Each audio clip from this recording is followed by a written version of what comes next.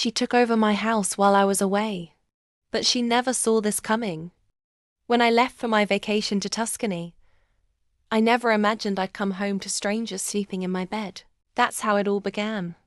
I'm Eleanor, 72 years old retired schoolteacher, avid gardener, and not someone you mess with. My son, David, and his wife, Crystal, moved in with me after he lost his job. I opened my home with love and patience. I cooked, I cleaned, I gave them space. But while I was sipping wine under the Tuscan sun, they were plotting. I came back 3 weeks later to find my home unrecognizable.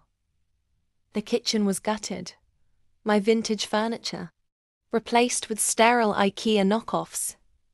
My rose garden dug up for a fire pit I never approved. And worse, Crystal's parents were now living in my guest rooms. Yes, her parents. Not a phone call, not a text. Just a smug. We thought it would be better for everyone, but I'm not a woman who cries in silence. I smiled. I waited. And then I executed the most savage, elegant revenge you've ever heard. You see, my house was never gifted to David. It was in my name, paid off since 1998. I contacted my lawyer the very next morning and rewrote my will, placing everything including the house into a living trust with strict conditions. Neither David nor Crystal would see a dime unless they met very specific terms. One of those terms: leaving my house within 30 days. Oh, but it gets better. I called an old friend, Rita. Think Meryl Streep meets the IRS. She was recently divorced and needed a place to stay. I offered her the master suite. And let's just say, Crystal did not enjoy sharing space with a woman who listens to opera at 6 a.m. and reheats garlic stew at midnight. Suddenly, Crystal's parents were gone. Poof. Rita stayed. Just when they thought I couldn't get colder, I called a family meeting.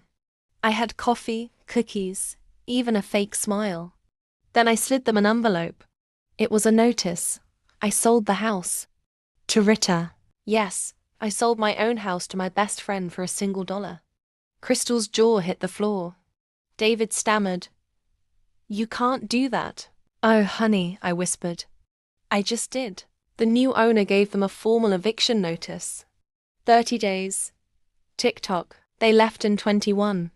But here's the kicker. The day after they moved out, Rita sold the house back to me. For $1.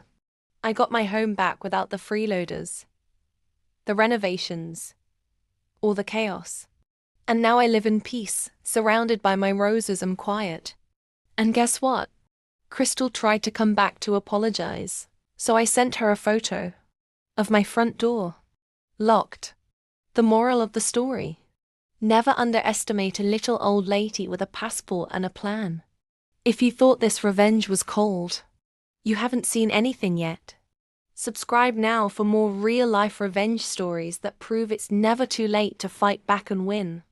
Because sometimes karma needs a little push. And I'm happy to deliver it.